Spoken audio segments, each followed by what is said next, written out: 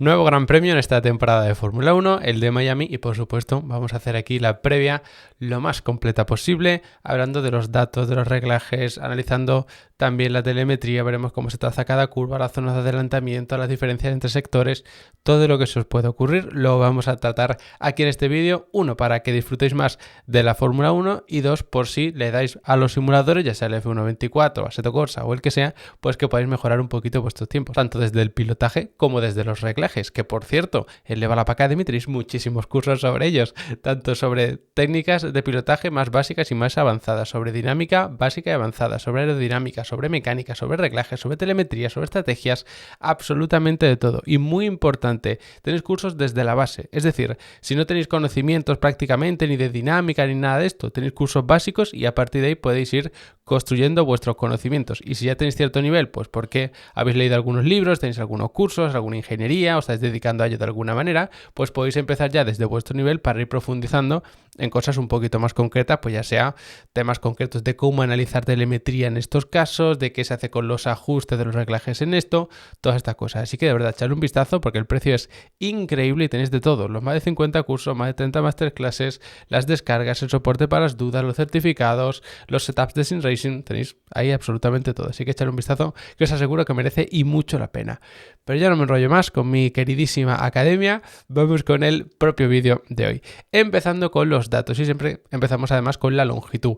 Es un circuito otra vez normalito, son algo más de 5,4 kilómetros, es lo normal, por lo tanto tampoco se van a dar muchísimas vueltas, y esto nos transporta a anteriores grandes premios que teníamos pues 5 kilómetros y medio, 5,4, por ahí, que también se daban pues en torno a 56, 58 vueltas. Seguimos ahí, nos alejamos del circuito como el de Arabia Saudí, que era larguísimo, ya volvemos a una longitud normal. Y algo que es interesante es la distancia desde la meta hasta el primer punto de frenada. Son en torno a 200 metros más o menos, depende si frenas un poquito antes o un poquito después también, depende de las condiciones de pista, pero son unos 200 metros. Y además el primer sector son todo curvas rápidas, un lado y otro, como veremos un poquito más adelante, incluso curvas de velocidad media. Entonces, si consigues la pole es relativamente fácil defenderte, quizá donde peor lo pases sean las curvas 1 y 2 porque son enlazadas, si cubres el interior se te pueden colar por el exterior, luego hablamos más de esto, pero en el primer sector debería ser relativamente fácil defender posición porque no tienes rectas muy largas. Lo que pasa que luego en el segundo y el tercero ya sí. Entonces,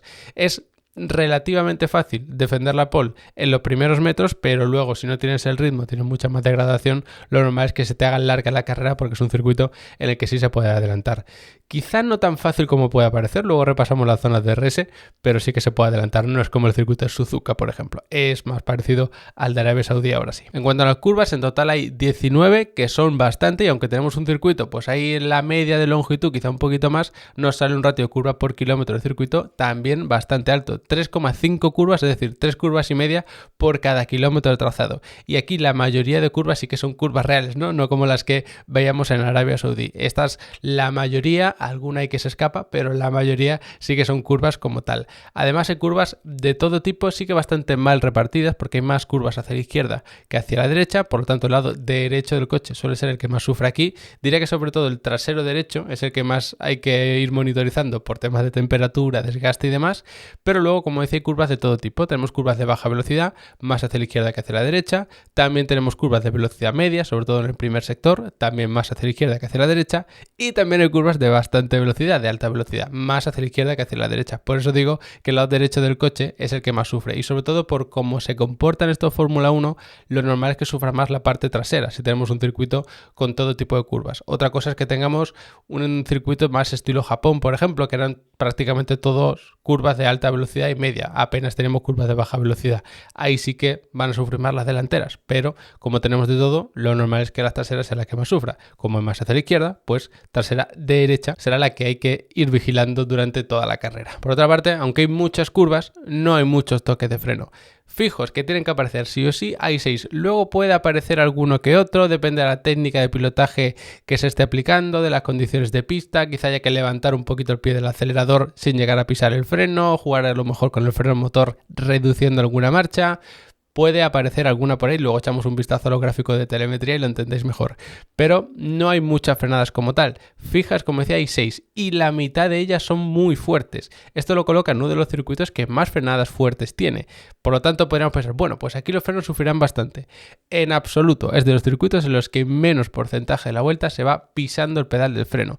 Y además, estas 3 frenadas fuertes que tenemos están bastante bien repartidas en el circuito. Ahora echamos un vistazo al trazado y os lo enseño. Y cuando llegas a una de estas frenadas fuertes, los frenos ya llegan bastante refrigerados. Así que no es un problema en absoluto la refrigeración de los frenos. Por lo tanto, la temperatura media de los frenos no va a ser de las más altas. No hay que tener tanto cuidado como, por ejemplo, en circuitos como Bahrein. La temperatura máxima tampoco es alarmante. Y la temperatura mínima tampoco es que llegue a caer mucho, porque precisamente en esos golpes de frenada fuerte nos ayuda a ir subiéndola. Es decir, cae mucho por las zonas de recta, pero luego una frenada muy fuerte. No es lo mismo que si tuviésemos golpecitos pequeños de freno, que entonces no se llegan a calentar tanto y para la siguiente recta seguiría bajando. De todas formas, también os tengo preparado un gráfico con la evolución de las temperaturas de los frenos. Y ya os podéis hacer una idea de lo que va a pasar con el acelerador, porque si os estoy diciendo que no hay mucho porcentaje de la vuelta frenando, pero que pueden aparecer algunas frenaditas más, algunos levantamientos del acelerador, pues el porcentaje de acelerador a fondo no es de los más altos, porque vamos mucho tiempo, sí, acelerando, pero no a fondo, sino jugando un poco con el acelerador para cambiar un poco ese balance del coche, jugando con esa dinámica para encarar mejor las curvas, a abrirte, cambiar tu trazada. Es un juego constante de los dos pedales, realmente. Eso sí, el porcentaje de vuelta en octava marcha, por supuesto con datos sacados de simulador, siempre con el mismo reglaje, mismas condiciones en todos los circuitos para compararlos entre sí, o sea que no es que vayamos a ver que el McLaren de Piastri justo va a tener este porcentaje en octava, sino que es una comparación entre todos los circuitos, pues como veis sí que es muy importante. Es un 22% muy elevado, lo que significa que el drag, porque al final en octava vas cuando vas a máxima velocidad y ahí es cuando más influencia tiene el drag, que es ese arrastre aerodinámico, ese empuje del aire hacia atrás. Si tienes un problema de drag, aquí vas a sufrir un montón.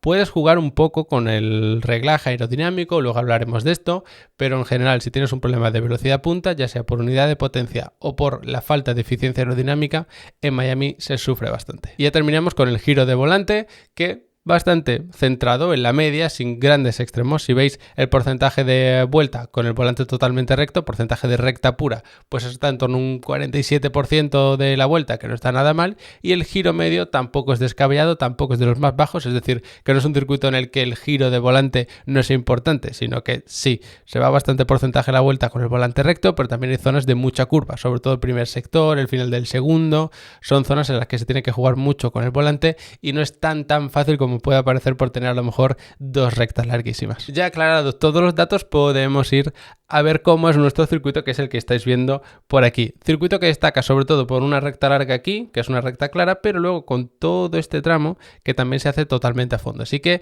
sí, hay una recta aquí muy larga, pero no es la única, que todo esto también es a fondo, como os enseñaré con los gráficos de telemetría. Los tres sectores son clave y son muy interesantes, porque si vas bien en el primer sector, claramente tienes un coche con más carga aerodinámica que va mejor en curvas rápidas, de velocidad media y sobre todo curvas muy largas. Si vas bien en el tercer sector, pues como os imagináis es gracias a la velocidad punta, porque luego solo hay un toque de freno aquí, y si vas bien en el segundo es por la velocidad punta de aquí, pero también por esta zona de curvas de muy baja velocidad, donde tienen más importancia las suspensiones. Entonces, si vas bien en el tercero, por ejemplo, pero no tan bien en el segundo, lo más probable es que estas curvas de baja velocidad no se te den del todo bien. Y ahí ya podemos empezar a sacar conclusiones de cuáles son los puntos fuertes y débiles de cada equipo, una vez que ya han pasado varios grandes premios y que los equipos deberían ir entendiendo bien sus coches. Así que muy interesante los tres sectores de Miami. No es mi circuito favorito ni mucho menos, pero sí que podemos destacar algunas cosas positivas, por supuesto. Luego, en cuanto a las zonas de DRS, pues tenemos tres. Una en la recta de meta, que es la más corta y la que no se suele utilizar tanto para adelantar. Luego tenemos una zona de DRS aquí larguísima y luego otra por aquí. Y fijaos que incluso se limitan, porque la zona de DRS perfectamente podía empezar aquí, pero no justo en el cambio de segundo sector a tercero es donde tenemos el punto de detección de DRS que va a marcar si puedes abrir el DRS aquí. Así que tienes que pegarte lo máximo posible en esta zona de baja velocidad, salir bien de esta curva número 16 para estar a menos de un segundo en este punto y poder utilizar el rebufo aquí y luego el DRS aquí para terminar el adelantamiento. Y por si fuera poco, también puedes apurar frenada porque es una frenada muy fuerte. Os decía que hay 3 frenadas fuertes, tenemos aquí una que es de las más fuertes, otra aquí que no es tan fuerte como las otras dos y la otra es esta de la curva número 11. Lo más normal es adelantar o en esta recta por el rebufo y DRS y luego frenada fuerte, o en todo esto que tienes algo parecido. Parece algo curvo, pero es exactamente igual. Tienes aquí punto de detección de DRS, aquí puedes utilizar el rebufo y luego aquí abrir el DRS e incluso apurar una frenada fuerte. ¿Por qué puede ser incluso más sencillo adelantar en esta zona de DRS que en esta? Porque en zonas de baja velocidad no te afecta tanto el aire sucio como en zonas de alta velocidad como es esta. Entonces, si tienes ese rebufo que en recta te viene bien, pero en curva te viene muy mal porque pierdes aerodinámica, pierdes apoyo, lo que te va a pasar es que aquí te cueste mucho seguir tan de cerca al piloto que llevas delante. Entonces, si en vez de estar a 4 décimas te alejas por eso a 8, aquí se va a detectar que puedes abrir el DRS en la siguiente zona, pero ya la vas a empezar más alejado. Así que lo más habitual es encontrarnos adelantamientos aquí, aunque no se descarten tampoco en esa otra zona de DRS. Analizado todo esto, así resumidito de cómo es el circuito de Miami, vamos a explicar cada una de las curvas. Empezamos con una serie de lazadas bastante interesante porque son las primeras del circuito y claro, si tenemos una curva 1 hacia la derecha, 2 hacia la izquierda, 3 hacia la derecha, lo que decimos siempre, si vas por la parte exterior, vas por fuera en la 1, puedes abrir más tu trazada y por lo tanto acelerar un poquito más y luego vas en el interior de la 2, que la situación es la contraria. ¿Cómo te tienes que defender aquí? Pues intentando ya ponerte por delante. Si vas aquí por fuera y el otro coche se te queda en paralelo en el siguiente vértice, lo más normal es que ya pierdas la posición. Lo bueno que solo eran 200 metros hasta el primer punto de frenada, como os decía, así que se debería poder defender relativamente bien esa pole de quien la consiga, sea Piastri, sea Norris, sea Verstappen, sea Russell, Leclerc o el que sea. Una vez que ya estamos en una vuelta lanzada normal, es importantísimo no buscar el vértice de la curva 1 aquí, porque sí que es cierto que tiene una especie de doble radio, como que al principio es un poco más cerrada y luego un poco más abierta. Entonces, en estas curvas que se abren, decimos, atacamos pronto porque así nos vamos abriendo según se va abriendo el circuito, vamos haciendo como una trazada más orgánica.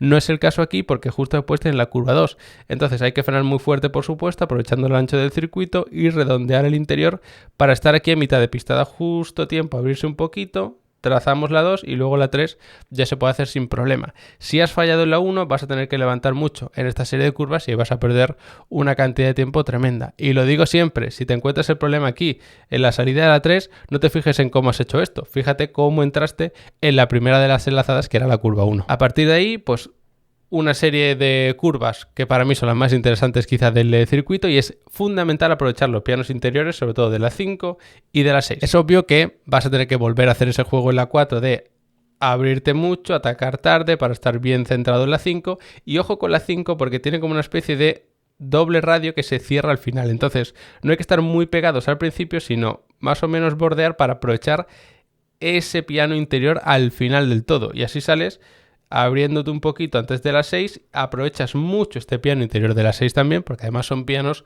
muy horizontales que apenas te van a hacer perder tiempo y te permiten ahorrar bastantes metros sin tener que hacer cambios bruscos con el volante.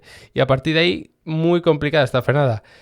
En la curva 7, porque todo esto lo tienes que ir haciendo frenando poquito a poco para luego cerrarte al final en la 8. Realmente esta 8 no te preocupa mucho, lo que te preocupa es este vértice de aquí porque tienes que ir perdiendo velocidad progresivamente y claro, hacerlo así es bastante más complicado que poder hacer una frenada recta. Si estáis en el simulador y se os complica esta frenada con tanto giro, pues otra opción es salir más abierto de las 6, levantar, enderezar, frenar en línea recta y luego vais haciendo ese final de la curva 7 como si fuese una curva normal, pero sí que es cierto que se pierde algo más de tiempo.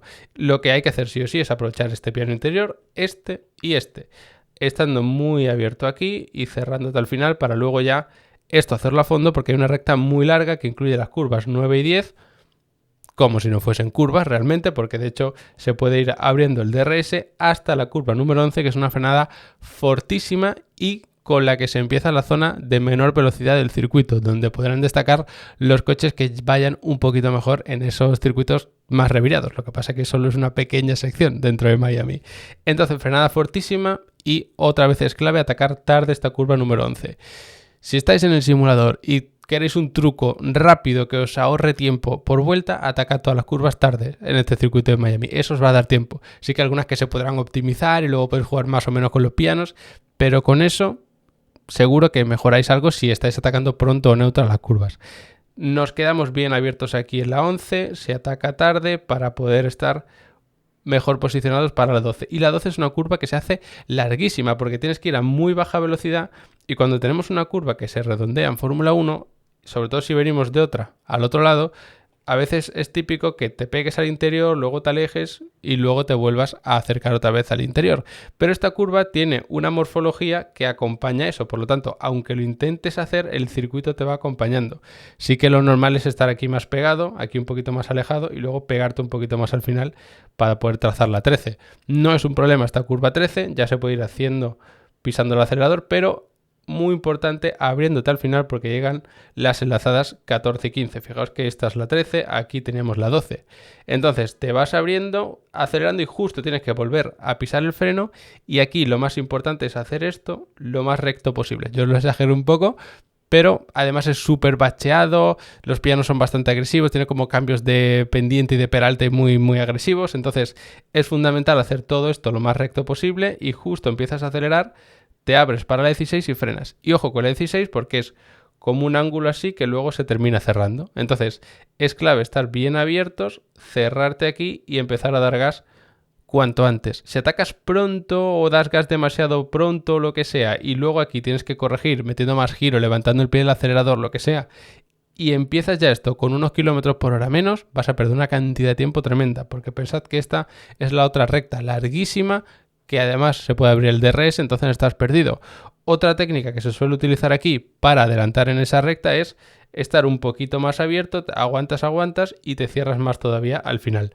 Insisto, lo exagero un poco para que se vea, pero esto solo lo puedes hacer si estás muy muy cerca del piloto que llevas delante, porque el punto de detección de DRS está después. Entonces, si estás a 8 décimas y por hacer eso te pones a 1.1, por ejemplo, pues evidentemente has perdido tiempo, porque no vas a poder abrir el DRS seguramente en la siguiente recta y no te habrá compensado esa maniobra que has hecho ahí. Justo después tenemos la recta larguísima que os decía, otra frenada fortísima, y ahora sí es una curva que no se tiene por qué atacar tan tarde, sino que si la haces neutra no habría mucho problema. Estás aquí bien abierto, redondeas y ya todo esto se puede hacer a fondo. De hecho, si la atacas demasiado tarde y te vienes por aquí, vas a estar como a mitad de pista y tampoco te va a compensar. No pasa nada porque estés más abierto y esto ya lo sigas haciendo con ese mismo radio. Es decir, te tomas todo esto como una curva muy larga, no como una curva tramo recta y luego otra curva. Además, luego justo está la 19, que es la última curva, también se puede hacer a fondo.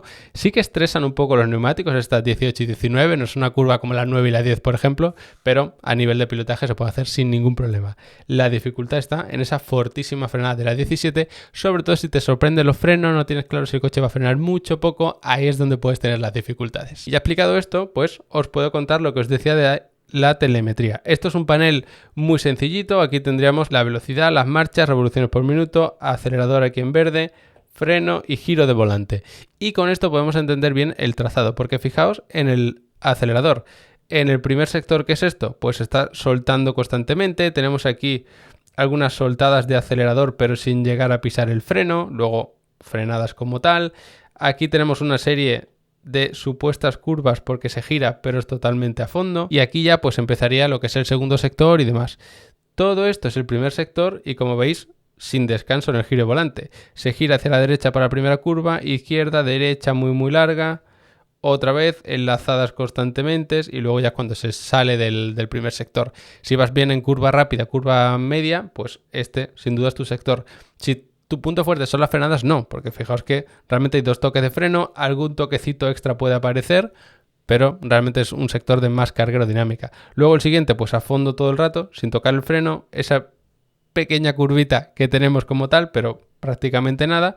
Y luego tenemos el final del segundo sector, que fijaos cómo es, por supuesto, de muy baja velocidad, lo tenemos aquí, por contextualizarlo. Este primer sector en la primera curva sí que es bastante lenta, pero luego bastante velocidad hasta la curva 7-8 y luego la recta. Fijaos la velocidad tan baja del final del segundo sector, igual que de la curva 17, que es la otra frenada fuerte que teníamos. Pues ahí se está todo el rato levantando el pie del acelerador, frenada muy fuerte y luego leves toques de freno para ir cruzando un poquito el coche y perdiendo algo de velocidad. Esta parte es de muy muy baja velocidad. y además es bastante tramo de baja velocidad. No es un pico como tenemos aquí o un pico como tenemos aquí, que es una curva y ya está, sino que es mucho tiempo a baja velocidad. Y luego, pues el tercer sector es esta recta tan larga, frenada fuerte y salida de curva. Que sí, es una curva que enlaza con la otra y luego otra, porque tenemos la 17, 18, 19, porque es izquierda, luego ligeramente a la izquierda para la 18 también y luego hacia la derecha la 19, pues es lo que tenemos aquí, un poquito para la 18 y luego la 19, pero como veis se va acelerando a fondo, no debería haber mucha complicación. Si las condiciones de pista no son óptimas, hay que hacer alguna corrección y demás, o va el combustible lleno, podemos tener levantada del pie del acelerador, pero no una frenada fuerte como podría ser pues esta de justo antes, la de la curva número 11, la de la 1 que tenemos aquí, nada de eso. Así que como veis, un circuito que es bastante curioso porque tenemos zonas de curvas de alta velocidad, zona de muy baja velocidad, dos rectas muy largas, es decir que si penalizas mucho en alguna característica que pueda tener algún circuito, seguro que penalizas en alguna parte de este circuito de Miami. Y luego lo que tenemos aquí, que es lo que yo os comentaba, es el gráfico de la temperatura de los frenos, que es este que tenemos arriba. Primera frenada se calientan, pero luego mucho tramo sin llegar a tocar el freno, porque son curvas enlazadas de un lado y otro, vas jugando con el acelerador, levantándolo un poquito, pero no llegas a pegar un piso tan fuerte al freno. Lo que tenemos aquí es la frenada de la curva 7, que no es tan fuerte, se refrigera muchísimo, curvas 9, 10 la tenemos por aquí y aquí es la curva 11, se vuelve a calentar, pequeños toquecitos de freno en ese sector, bueno, en esa parte del circuito, mejor dicho, de tan baja velocidad, se vuelve a refrigerar mucho y frenada de la 17. Entonces, una frenada fuerte, 2 y 3. Luego aquí un toque medio, aquí pequeños toquecitos, aquí algún toquecito también puede aparecer, pero ya veis que para los frenos no es un circuito precisamente extremo, ni mucho menos. Y ya, habiendo entendido todo lo que hemos visto de los datos, de la curva, de los sectores, de la telemetría, podemos entender perfectamente los reglajes, que para eso tengo, como siempre, estas fotos en diferentes perspectivas. Es un circuito en el que la carga aerodinámica tiene que ser media. Si tienes una carga aerodinámica muy alta, vas a tener más drag, aquí pierdes mucho tiempo, aquí pierdes mucho tiempo, aquí pierdes tiempo.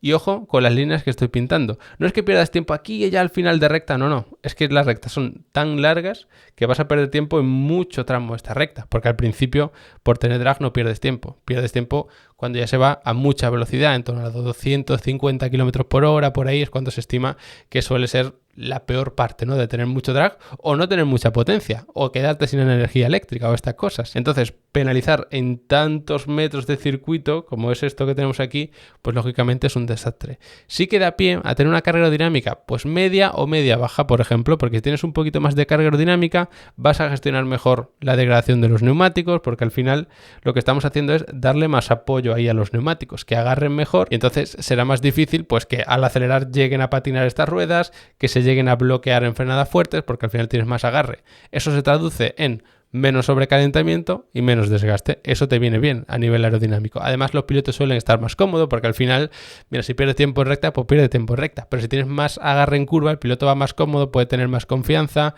y también vas a sacar más partido a tu coche en este primer sector. No lo compensa todo este primer sector. O sea, si vas bien aquí y luego pierdes un montón de tiempo aquí y un montón de tiempo aquí, seguramente no te salga la cuenta.